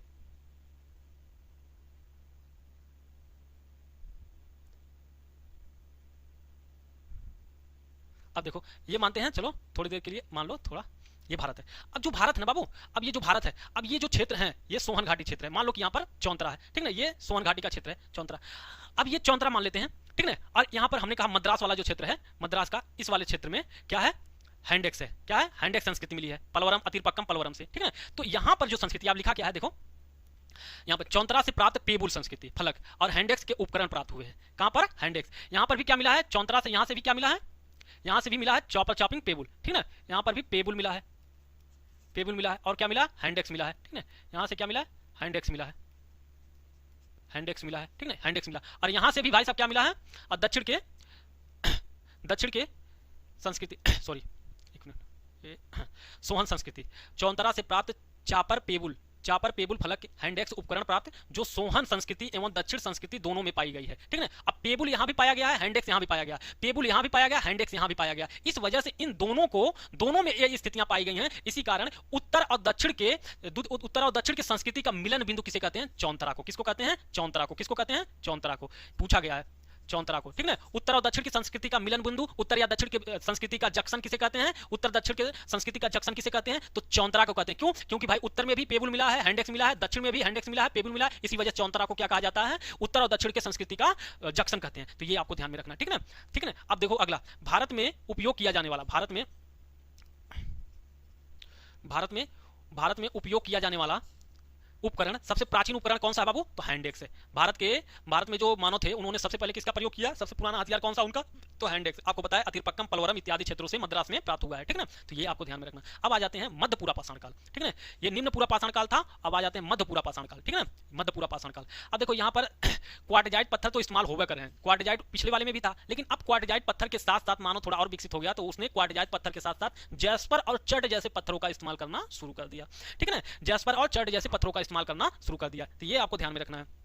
अगला तकनीक सल्क तकनीकी, ठीक है ना, सल्क तकनीकी हल्के उपकरण। अब तक क्या करता था? बड़े पत्थरों का इस्तेमाल करता था, बड़े पत्थर होते थे तो बहुत ज्यादा दूर तक इस्तेमाल, मतलब बहुत ज्यादा इस्तेमाल नहीं हो सकता है भाई, क्योंकि बड़े पत्थर का उपयोग की अपनी सीमाएं हैं, लेकिन छोटे पत्थरों का उपयोग तो आसानी से हो सकता है ना। तो सल्क तकनीक क्या हुआ? सल्क तकनीक हल्के उपकरण बनने हो लगे, ठीक है, हल्के उपकरण। आगे चल के और भी जैसे जैसे समय बढ़ता जाएगा, जैसे जैसे वैसे वैसे हथियारों की, पत्थर के औजारों की विशेषताएं अच्छी होती जाएंगी, अच्छे प्रकार के पत्थर के औजार बनने शुरू हो जाएंगे। लेकिन अपेक्षाकृत पहले के मुकाबले क्या हुआ? थोड़ा अच्छा हुआ, हल्का हुआ, ठीक है ना। अब देखो मानो इस काल में भी मानो क्या कर रहा है बाबू? खाद्य संग्राहक है, खा रहा है, बचा रहा है, ठीक है ना, ठीक है ना। और शिकारी तो भैया है, अभी भी शिकार कर ही रहा है, ठीक है ना। तो ऐसा नहीं है कि शिकारी नहीं है, ठीक है ना। तो लिख ही देते, नहीं तो पता चले आप सोचोगे कि शिकारी नहीं था भैया इस काल में, तो शिकारी तो भैया है, ठीक है ना। शिकारी और प्लस खाद्य संग्राहक ये दोनों है, ठीक है ना। ये आपको ध्यान में रखना। सल्क तकनीक के माध्यम से छोटे व बड़े हथियार बनाना उपयोग में संभव हो पाया। अब हथियार छोटा हथियार रहेगा तो लेकर दौड़ भी लेगा ना, बड़ा हथियार इतना बड़ा पत्थर लिया ससुआ तो कैसे दौड़ेगा? नहीं दौड़ पाएगा ना। तो इस समय के जो पत्थर हथियार है क्या? बेधनी है, छेदनी है, खुरचनी है, ठीक है ना। तो ये सारे हथियार हैं, इन सब हथियारों को आपको जानना है। अब फलक संस्कृति भी कहते हैं क्योंकि फलकों की अधिकता थी, ठीक है ना, इस काल में फलकों की अधिकता थी, तो इसलिए इसे फलक संस्कृति कहते हैं, ठीक है। क्या करता था, मानो पत्थरों को, दो पत्थर हैं तो इसमें ऐसे मार देता, इस पत्थर को इस पोशाक पटक देता था तो इसके बगल से एक पतला सा ऐसे खींच निकल जाता था, तो ये फलक इस प्रकार से बना लेता था, ठीक है ना। तो ये आपको ध्यान में रखना है। तो इस प्रकार हल्के पत्थर बना लेता था। और आगे स्थल, इस काल के संबंधित स्थल, ये सारी चीज बड़ा इंपॉर्टेंट है। अब देखो जो स्थल है निवासा, निवासा कहाँ है, महाराष्ट्र में, ठीक है। कहां पर है निवासा, प्रारूप स्थल घोषित किया गया है, ठीक है ना। प्रारूप स्थल किसने घोषित किया था, संकलिया ने, एचडी संकलिया ने। ये आपको ध्यान नहीं देना है, ये थोड़ा सा गड़बड़ है, ये आपको ध्यान नहीं देना है इस पर, ठीक है ना, इस पर कोई ध्यान नहीं देना है, ये गलती से हो गया इसमें टाइप, ठीक। तो ये आपको ध्यान में रखना है, ठीक है ना। निवासा किस काल से संबंधित है, तो मध्य पूरा पाषाण काल से संबंधित है, ठीक है ना। अब देखो मध्य पूरा पाषाण काल में उत्तर प्रदेश के भी स्थल हैं, ठीक है ना, उत्तर प्रदेश के स्थल हैं, एकदम स्टार लगा लो, लल्लन टाप। चकियां कहां बाबू, वाराणसी में है, किस काल से संबंधित है, मध्य पूरा पाषाण काल से संबंधित है। बेलन घाटी कहां पर है, इलाहाबाद वाला क्षेत्र जो है ना, बेलन घाटी। सिंगरौली बेसिन, अब ये जो सिंगरौली बेसिन है उत्तर प्रदेश, छत्तीसगढ़, मध्य प्रदेश के सीमा वाले क्षेत्रों में पाया जाता है, अधिकतर भाग तो सिंगरौली मध्य प्रदेश में है, ठीक है ना। तो ये आपको ध्यान में रखना है, लेकिन ये चकियां वाला क्षेत्र आपको ध्यान में रखना। बेलन घाटी, तो अब बेलन घाटी आपको हमने बताया कि निम्न पूरा पाषाण काल में भी था, ठीक है ना। तो ये जब लल्लन टाप है, उत्तर प्रदेश का एग्जाम देने जा रहे हो तो ऐसे स्टार लगा लेना कि चकियां किस काल से संबंधित है, तो मध्य पूरा पाषाण काल से, बेलन घाटी इलाहाबाद में है, ठीक है ना। ये सारे आपको ध्यान रखना। अब आते हैं अगला, उच्च पूरा पाषाण काल में। ये कब से कब समय है आपको बता दिए हैं, 40 से 10,000 बीसी के बीच में। देखो जब उच्च पूरा पाषाण काल आया, जैसे देखो हमने अभी आप बताया कि जो पाषाण काल था, जो पाषाण काल था, जो पाषाण काल था, जो पाषाण काल था, पाषाण काल कितने भागों में, 3 भागों में, 3 भागों में। एक है पूरा पाषाण काल, पूरा पाषाण काल, पाषाण काल, उसके अलावा मध्य पाषाण काल, मध्य पाषाण काल, और उसके अलावा नौ पाषाण काल, ठीक है ना। ये ध्यान रखना, नौ पाषाण काल, इसके भी तीन काल हैं, ठीक है ना, ठीक है, इसके भी 3 काल हैं। तो पहला, दूसरा और तीसरा। पहला क्या है, निम्न पूरा पाषाण काल, दूसरा उच्च पूरा पाषाण काल, मध्य पूरा पाषाण काल, तीसरा उच्च पूरा पाषाण काल। अब ये जो तीसरा काल है, यहां से शुरू हुआ, यहां तक आते आते यहां से क्या है, बर्फ जमा है पूरी पृथ्वी पर, पूरी पृथ्वी पर बर्फ ही जमा है, इसके समय में भी जमा है।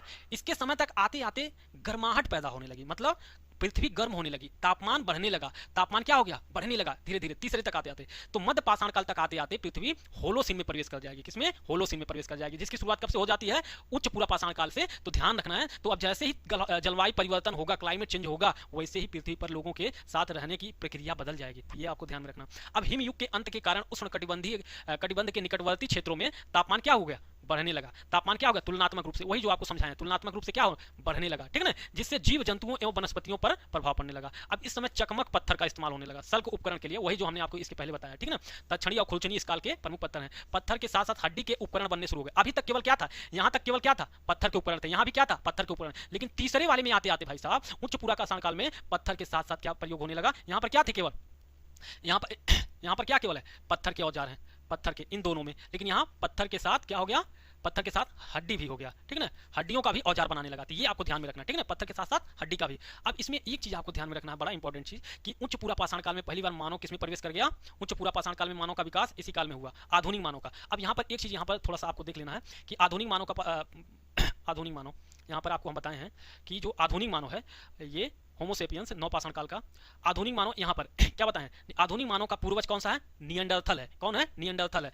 तो ये जो नौ पाषाण लिखे हैं, तो इसे कर लेना निम्न पूरा पाषाण, उच्च पूरा पाषाण काल, ठीक है ना, उच्च पूरा पाषाण काल कर लेना इसे, ठीक है ना। इस जगह पे थोड़ा सा आ जाते हैं, ठीक है, नौ पाषाण काल लिखा गया है, ठीक है ना, तो उसे उच्च पूरा पाषाण काल कर लेना। अब देखो आधुनिक मानव का विकास कब होता है, आधुनिक मानव का विकास कब होता है, उच्च पूरा पाषाण काल में। ये आपको ध्यान में रखना कि आधुनिक मानव जो है कब होता है, उच्च पूरा पाषाण काल में। तो ये आपको ध्यान में रखना, ये हम बना दिए हैं। और दूसरा, कला के तत्व प्रथम बार कब दिखाई देते हैं, उच्च पूरा पाषाण काल में दिखाई देते हैं। ये सब कहीं ना कहीं पूछे गए प्रश्न है बाबू, तो आपको ज्यादा टेंशन नहीं लेना है, तुरंत आपको ध्यान इसे एकदम मन में उतार लेना है। ये नहीं कि भाई साहब इसको छोड़े पकड़े, ऐसा कुछ नहीं करना है। आपको पहले से ही एकदम सब कुछ एकदम वही दिया जाए, इंपॉर्टेंट वाला ही दिया जा रहा है। इसमें ये नहीं कि अलग से आपको छांटना बीनना है, भैया जो दिया जा रहा है उसे घोट जाओ, ठीक है ना, आराम से एकदम। ये नहीं कि इसमें भी आप तू मैं करो बबुआ कि ये वाला याद कर ले, वो वाला याद कर ले, तो फिर गड़बड़े हो जाएगा, ठीक है ना। अब उच्च पूरा पाषाण काल में हमने बताया कि कला के तत्व पहली बार दिखाई दिए। तो कला के तत्व कहाँ कहाँ से दिखाई देते हैं, एकदम स्टार लल्लन टाप वाला लिख लीजिए, शैलाश्रयों में, मतलब गुफाओं में क्या हुआ, चित्र मिलने शुरू हो गए। कहाँ से, भीमबेटका से। प्राचीनतम साक्ष्य आपको पता भी है कि भीमबेटका से शैलाश्रयों में चित्र मिलने लगे। लेकिन यहाँ आपको ध्यान क्या देना है कि ये किस काल से संबंधित है, उच्च पूरा पाषाण काल से। जो भीमबेटका में गुफा चित्र मिला है वो किस काल से है, तो पाषाण काल। किस पाषाण काल के, किस काल का, उच्च पूरा पाषाण काल से, ठीक है ना। उसमें कौन कौन सा रंग प्रयोग है, हरा और गहरे लाल रंग का प्रयोग हुआ, स्टार लगा लेना बाबू, ठीक है ना। बेलन घाटी, देखो बेलन घाटी अभी हमने बताया, बेलन घाटी कहाँ, उत्तर प्रदेश में है कि नहीं है, बेलन घाटी उत्तर प्रदेश में। बेलन घाटी के लोहदा नाला से बाबू, लोहदा नाला, अब आप लोग कमेंट करके बताना कि लोहदा नाला कहाँ पर है, उत्तर प्रदेश के किस जगह पर है, ठीक है ना, किस जिले में है, ठीक है ना, आप ये बताओ। तो बेलन घाटी के लोहदा नाला से हड्डी की मात्र देवी की मूर्ति मिली है, तो एकदम स्टार लगा लेना। उत्तर प्रदेश का एग्जाम देने जा रहे हो तो लल्लन टॉप, वो भी यूपी पीसीएस कराने वाली एग्जाम, तो एकदम इन लोगों का एकदम फेवरेट ये सब टॉपिक होता है, तो लल्लन टॉप वाला एकदम जान लो क्वेश्चन है। बेलन घाटी के लोहदा नाला से क्या मिला है, हड्डी की मात्र देवी की मूर्ति मिली है। लोहदा से हड्डी की मात्र देवी की मूर्ति मिली है, बताओ लोहदा नाला का संबंध किस काल से है, उच्च पूरा पाषाण काल से, ठीक है ना। पटड़े, पटड़े एक महाराष्ट्र का एक जगह है, वहां से भाई साहब शुतुरमुर्ग के अंडे पर भाई साहब कुछ रेखा चित्र टेढ़ा मेढ़ा बनाया गया है, ठीक है ना। तो उसी के आधार पर ये भी माना गया कि ये रेखा चित्र है, रेखाएं खींची गई हैं जो कला के संदर्भ में दिखाई देते हैं। तो पटड़े का है महाराष्ट्र में। तो बता, शुरुआत में जो कला के तत्व दिखाई देते हैं वो किस काल के हैं, उच्च पूरा पाषाण काल से हैं भैया। कहां से, भीमबेटका से, बेलन घाटी से, पटड़े से, ठीक है ना। तो ये 3 जगह हैं भैया जहां से आपको ये 3 चीजें मिली हैं। अब आ जाते हैं मध्य पाषाण काल। अब हम लोगों ने ये देख लिया, ठीक है ना, कौन सा, ये देख लिए हम लोगों ने, पूरा पाषाण काल देख लिया, ठीक है ना।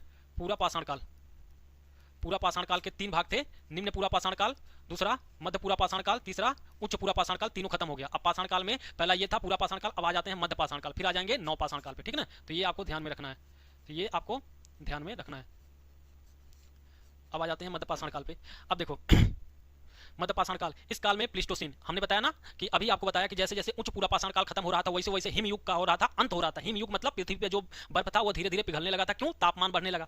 जब बबुआ बताओ अब तापमान बढ़ने लगा, प्लीस्टोसीन युग। अब एक ही साथ समझा देते हैं तब आगे बढ़ते हैं कि मान लो ये पृथ्वी है, इस पृथ्वी पर पूरा बर्फ है, यह पृथ्वी पर बर्फ है, तापमान बढ़ा, इस पृथ्वी का तापमान बढ़ा, तापमान बढ़ने से बर्फ क्या होगा, पिघलने लगा। जब बर्फ पिघलने लगा तो जमीन खाली हुई होगी, क्या हुआ होगा, जमीन खाली हुई होगी, ठीक है ना, जमीन खाली हुई होगी, मतलब मिट्टी दिखने लगा होगा। अब मिट्टी दिखने लगा होगा तो उस पर क्या होगा, छोटे छोटे पेड़ पौधे जीव जंतु आए होंगे। अब ये जब छोटे छोटे पेड़ पौधे आए होंगे तो इस पर आश्रित पशु पक्षी भी, जैसे खरगोश, छोटे खरगोश, खरहा, पशु पक्षी, मतलब अन्य पशु पक्षी, हिरन इत्यादि का भी तो विकास हुआ होगा। और जब हिरन इत्यादि का विकास हुआ होगा तो बताओ मानव के लिए पोषण की मात्रा बढ़ी होगी कि नहीं बढ़ी होगी। पशु पक्षी हैं तो अब शिकार करने का तरीका बदला होगा कि नहीं बदला होगा। अब पक्षियों की संख्या बढ़ गई तो बताओ शिकार करने के लिए तीर कमान का विकास करेगा कि नहीं करेगा, बिल्कुल करेगा बाबू, करेगा ना, तीर कमान का विकास करेगा। अब मछलियों की संख्या बढ़ गई तो भैया साहब भाला फेंक करके प्रक्षेपास्त्र का विकास कर लेगा, करेगा कि नहीं करेगा, हाँ करेगा कि नहीं करेगा। तो ये सारी चीजें आपको करना है। ये सारी परिवर्तन किसकी वजह से हुआ, क्लाइमेट चेंज की वजह से। किसकी वजह से, क्लाइमेट चेंज की वजह से। किसकी वजह से, क्लाइमेट चेंज। क्लाइमेट चेंज का मतलब होता है पृथ्वी के तापमान का बढ़ना, ठीक है ना। क्या होता है, पृथ्वी के तापमान का बढ़ना ही क्लाइमेट चेंज कहलाता है, ठीक है ना। तो आपको ध्यान में रखना, जब पृथ्वी का तापमान बढ़ेगा तो भैया बर्फ पिघलेंगे कि नहीं पिघलेंगे, ऐसे लगा लेना, तो ठीक है ना। ये सब आपको ध्यान में रखना है। तो एक बार में यही समझा दिए आपको, आगे बस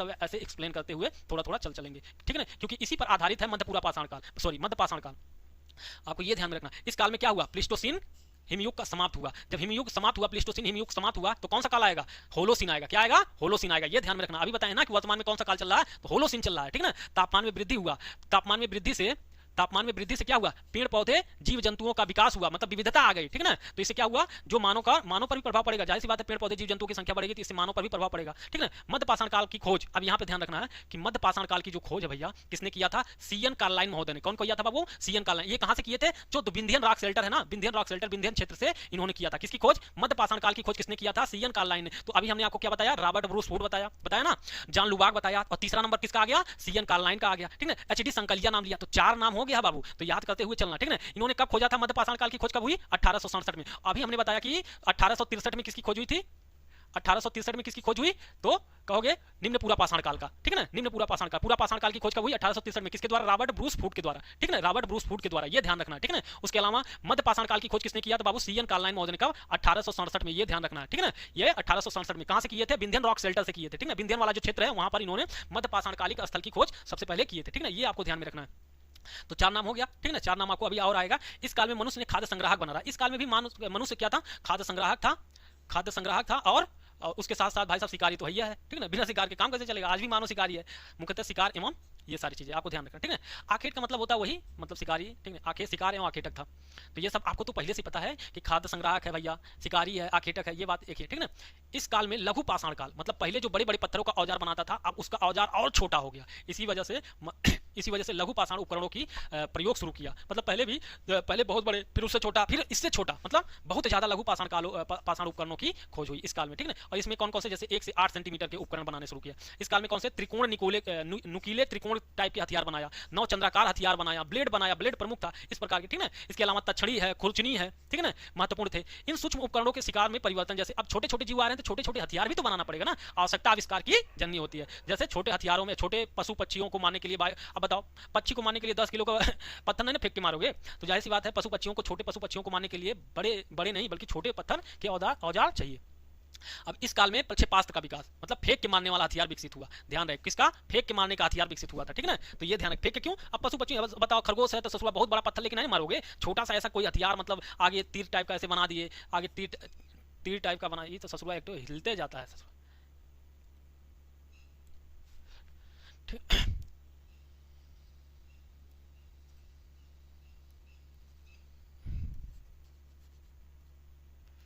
ठीक है ना। तो प्रक्षेपास्त्र का विकास हुआ, मनुष्य ने पहली बार तीर कमान का विकास किया। अब भैया छोटी छोटी मछलियां, छोटे छोटे पक्षियां, छोटे छोटे खरगोश खरहा को मारना है तो उससे आसान हो गया, तीर कमान का विकास कर लिया, ठीक है ना। तो ये सब मध्य पाषाण काल में हो रहा है। क्या क्या हो रहा है, छोटे पत्थरों को, माइक्रोलिथिक, ठीक है, माइक्रोलिथिक औजार का प्रयोग कर रहा है, प्रक्षेपास्त्र का प्रयोग कर रहा है, पहली बार तीर कमान का प्रयोग कर रहा है, ठीक है ना। तो ये सारा कुछ आपको ध्यान में रखना है। अब इस काल से संबंधित स्थल कौन से हैं, लंघनाच कहाँ है, गुजरात में है, ठीक है ना, लंघनाच कहाँ है, गुजरात में, बागोर कहाँ है, राजस्थान में, भीमबेटका कहाँ है, आदमगढ़ भीमबेटका कहाँ है, मध्य प्रदेश में, ठीक है ना। सराय नहर राय कहाँ है बाबू, उत्तर प्रदेश में, महादहा कहाँ है, उत्तर प्रदेश में, ठीक है ना। वीरभानपुर कहाँ है, पश्चिम बंगाल में, टेरी समूह कहाँ है, तमिलनाडु में, टेरी समूह कहाँ पर है, तमिलनाडु में, चौपानी मांडो कहाँ है, गंगा घाटी क्षेत्र में, कहाँ पर, गंगा घाटी क्षेत्र में है, ठीक है ना। तो ये ध्यान में रखना है, ठीक है। उसके अलावा मिर्जापुर इत्यादि ये किससे संबंधित स्थल है, तो ये सब आपको ध्यान में। अब इसमें से कई सारा नाम, जैसे सराय नहर राय कहाँ पर, उत्तर प्रदेश के किस जिले में स्थित है, मैदहा कहाँ पर स्थित है, ठीक है ना। उसके अलावा चौपानी मांडो कहाँ पर स्थित है, ये आपको कमेंट करना है कि ये सारे उत्तर प्रदेश के किस जिले में स्थित है, और ये सबके सब मध्य पाषाणिक स्थल है, ठीक है ना। आपको ये थोड़ा सा ध्यान में रखना है।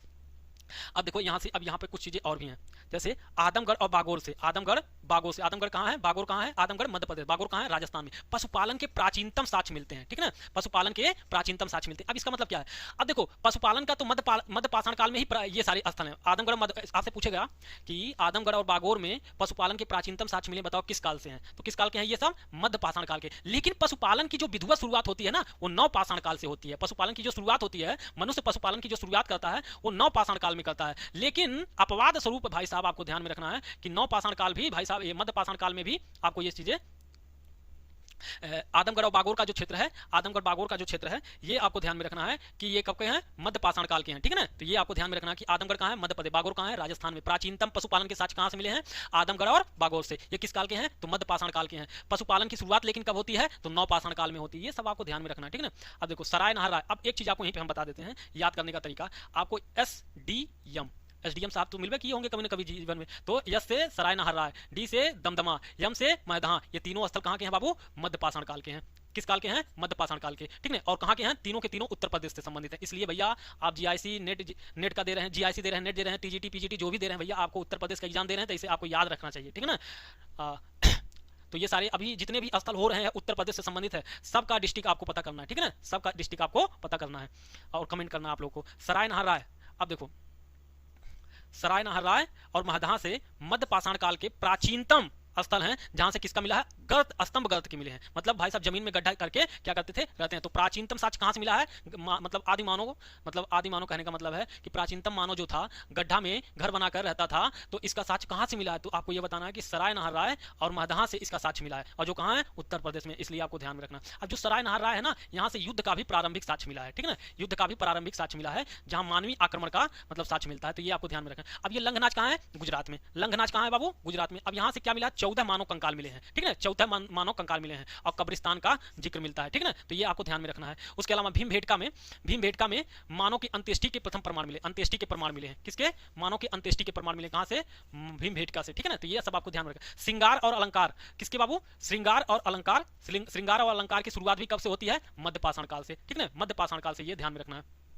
श्रृंगार और अलंकार की शुरुआत कब से होती है, मध्य पाषाण काल से। अग्नि का आविष्कार वैसे तो उच्च पूरा पाषाण काल में हो गया था, लेकिन अग्नि का उपयोग, किसका बाबू, अग्नि का उपयोग की जानकारी मध्य पाषाण काल में होती है। मतलब कहने का मतलब है कि ध्यान रहे, अग्नि की खोज कब हुई, उच्च पूरा पाषाण काल में। अग्नि का उपयोग कब शुरू हुआ, मध्य पाषाण काल में। तो ये आपको ध्यान में रखना, ठीक है ना। भोजन पकाने, अब जब जाहिर सी बात है आग का उपयोग करना सीख लिए तो भोजन भी पकाओगे, तो भोजन पकाने की भी शुरुआत कब से होती है, मध्यपाषाण काल से होती है, ठीक है ना। तो ये आपको ध्यान में रखना है। उसके अलावा सराय नहर राय जो है, उत्तर प्रदेश का सराय नहर राय क्षेत्र है, वहां से 8 गर्त चूल्हे का, मतलब जमीन में गड्ढा बनाकर चूल्हा बनाया गया है, तो सराय नहर राय से 8 गर्त चूल्हे का आवास मिला भाई साहब, साक्ष्य मिला है। तो ये भी आपको, इससे क्या पता चलता है, 8 गर्त चूल्हे एक साथ मिले हैं, तो इससे पता चलता है कि भाई साहब लोग सामूहिक जीवन में विश्वास करना शुरू कर दिए थे, एक साथ रहना शुरू कर दिए थे।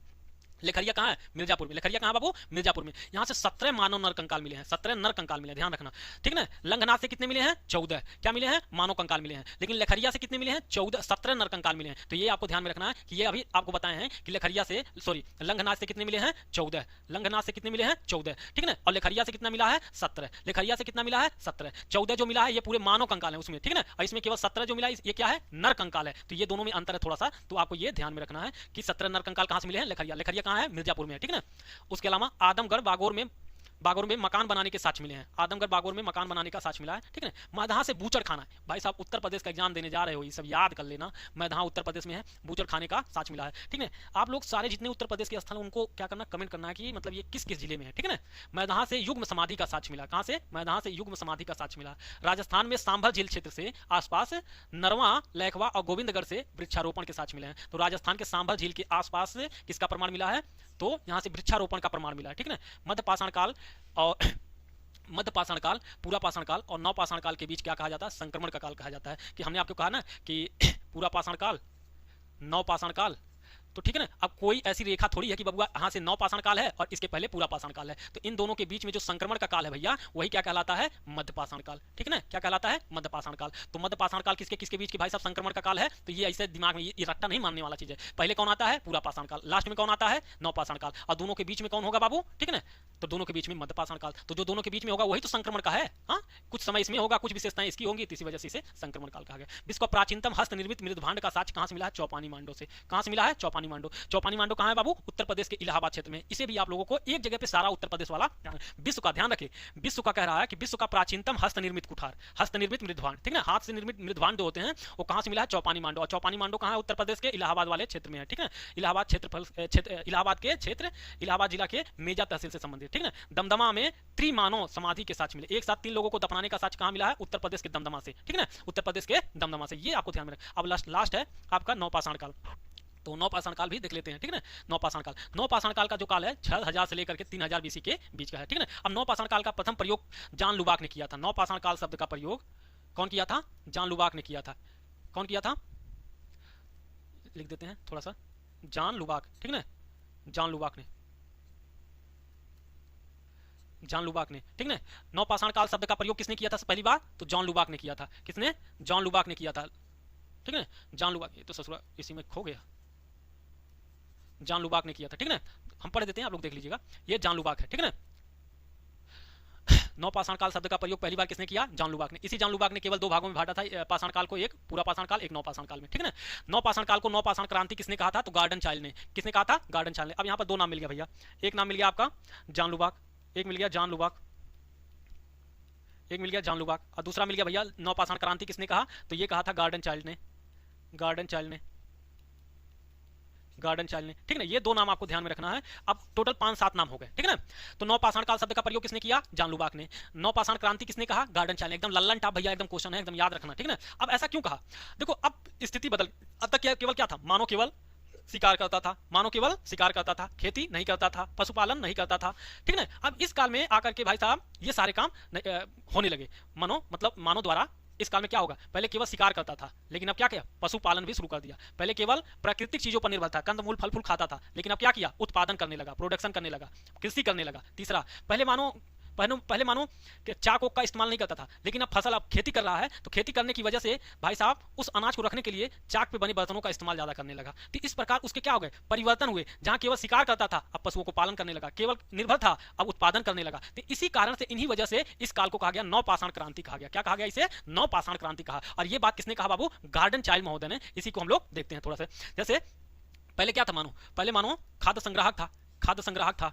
अब क्या हो गया? खाद्य उत्पादक हो गया। क्या हो गया? खाद्य उत्पादक, अर्थात कृषि करने लगा। पहले मनुष्य और पशु के बीच में क्या संबंध थे? मनुष्य क्या करता था? पशु को मारने का काम करता था, केवल और केवल उसका शिकार करने का काम। अब पशुपालन शुरू कर दिया। अब क्या करने लगा? पशुपालन करने लगा। संबंध बदल गए दोनों के बीच में। व्यवसाय, पहले इधर उधर घुमक्कर था भैया, जहां फल फूल कंदमूल मिला वहां खा पी लिया, जहां शिकार मिला वहां चला गया। लेकिन बाबू अब क्या कर रहा है? खेती कर रहा है। खेती कर रहा है तो खेती करने के लिए बबुआ आवारा की तरह घूमना नहीं है, कहीं एक जगह पे आपको तो रहना ही पड़ेगा। तो इससे क्या होगा? एक जगह पे रहेगा तो बाबू ग्राम की शुरुआत हुई, ग्राम की शुरुआत हुई, टोली की शुरुआत हुई। तो इस प्रकार क्या हुआ? मानव समाज में भाई साहब समुदाय का विकास होना शुरू हुआ। अब भाई साहब फसल उत्पादन कर रहे हो, बचा हुआ अतिरिक्त फसल का अनाज कहाँ रखोगे? तो उसके लिए चाक पे बने निर्मित मृद भांडों का निर्माण करना शुरू कर दिया था। ठीक है ना? तो ये सारी चीजें आपको ऐसे करके ध्यान रखना। इस काल में बेसाल्ट के और भी थोड़ी बहुत जानकारी है, बेसाल्ट के और बोलराइट के पत्थरों का उपयोग करने लगा। ठीक है ना? अब इस काल की विशेषता ये है भाई साहब, लल्लन टाप वाला एकदम स्टार लगा लेना बाबू, यहाँ पर स्टार लगा लेना। ठीक है ना? अब ये घर्षित, घर्षित मतलब होता है, घर्षित मतलब होता है कि जब पत्थर, मान लो कि ये पत्थर है, मान लो ये पत्थर है, पत्थर को पत्थर पे मारे तो मान लो एक खंड निकल गया, मान लो ये छोटा सा खंड निकल गया, ऐसे करके ऐसे ऐसे करके ऐसे निकल गया। तो अब क्या करता था? मानो इसे ऐसे पत्थर के ऊपर पत्थर घिस घिस के घिस घिस के घिस घिस के ऐसे नुकीला बना देता था। अब नुकीला बना दिया, इसे डंडा में भाई साहब बांध होद करके अब फेंक के मारने का आसान तरीका बन गया। अब बताओ इसके मुकाबले ये वाला ज्यादा अच्छा है कि नहीं है? तो घिस घिस के पालिश युक्त, घर्षित मतलब पत्थर पे घर्षण के द्वारा एक दूसरे पे घिस घिस के क्या कर दिया? उसे एकदम पालिश युक्त बना दिया। तो ये विशेषता किसकी है? नवपाषाण काल की, ध्यान रखना। ठीक है ना? ये विशेषता नवपाषाण काल की है। इस काल के प्रमुख क्या है? कुल्हाड़ी है, मूसल है, सेल्ट है, एज है, मतलब एज मतलब बसुला है। ठीक है ना? गड़ासा, सिलमोढ़ा, कुल्हाड़ी। ठीक है ना? कुल्हाड़ी, गड़ासा, मूलर, सिलमोढ़ा, सेल्ट, कुल्हाड़ी, एज, बसुला, ये सारी चीज है। ठीक है ना? अब देखो इसी काल में एक जगह है बुर्जहोम है। ठीक है ना? बुर्जहोम कहाँ है? जम्मू कश्मीर में। यहां पर मानव के साथ कुत्ता को दफनाया गया एक साल। ये भी किस काल का है? नवपाषाण काल में। और 1860 ईस्वी में एचपी ली मेसूरियल ने, ठीक है, ली मेसूरियल ने, क्या नाम था इनका? एचपी ली मेसूरियल ने, एचपी ली मेसूरियल ने क्या किया था? उत्तर प्रदेश का एक जगह है जिसका इलाहाबाद में पड़ता है, वो कहां है? टोंस घाटी में है। ठीक है ना? इलाहाबाद का एक क्षेत्र है टोंस, लिंग सुगर में। कहां पे बाबू? लिंग सुगुर में। लिंग सुगुर में क्या किया था? नवपाषाणिक स्थल की खोज किया था। अब उत्तर प्रदेश का है तो एकदम लल्लन टाप भैया क्वेश्चन है, एकदम लल्लन टाप है। आपको ये स्टार लगा लेना है, एकदम स्टार लगा लेना कि भैया ये कौन सा है? लिंग सुगुर। ठीक है ना? लिंग सुगुर स्थल है, किसने खोजा था? मेसूरियल ने। किसने खोजा था? मेसूरियल ने। ठीक है ना? कहां पर है? इलाहाबाद में। किस नदी घाटी में? टोंस नदी घाटी में। ये सारा कुछ आपको एकदम ध्यान रखना है। ठीक है ना? और अगला आ जाइए, कोल्डियावा से इलाहाबाद में चावल का प्राचीनतम साक्ष्य मिला है। कब का है? 6000 ईसा पूर्व का। तो ये सब तो आपको पता है, लेकिन फिर भी आप ध्यान में रखिए। अब देखिए नवपाषाण काल के प्रमुख जो स्थल हैं, बेलन घाटी कहां पर है? उत्तर प्रदेश में।